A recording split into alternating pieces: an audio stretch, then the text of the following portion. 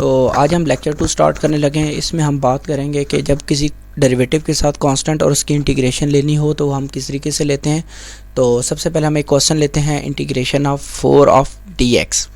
तो 4 as a constant है यहाँ पे, तो हम इंटीग्रेशन ले रहे हैं dx की। तो आपके सामने जो भी कांस्टेंट होगा उसको आपने इंटीग्रेशन के बाहर ले जाना है। तो dx बचेगा आपके पास, यहाँ से डेरिवेटिव को इंटीग्रेशन के साथ कट कर देंगे तो हमारे पास बचेगा 4x प्लस c।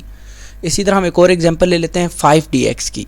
तो जैसे हमने पहले किया है कि 5 को हम बाहर ले जाते हैं और इंटीग्रेशन ऑफ dx, डेरिवेटिव को इंटीग्रेशन के साथ कट कर देना है और फिर हमारे पास यहाँ पे जो वैल्यू बनेगी वो बनेगी 5x प्लस c।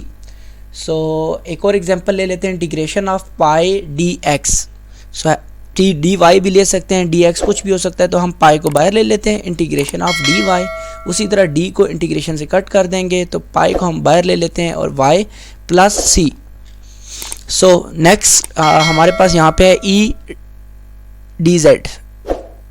ओके, सो हमारे पास इसी तरह e एक्सपोनेंट जो है हमारे पास बाहर आ जाएगा और इंटीग्रेशन ऑफ dz ले लेते हैं। तो इसको कट करके हमारे पास बनेगा ez plus c। So do not forget like and subscribe my YouTube channel.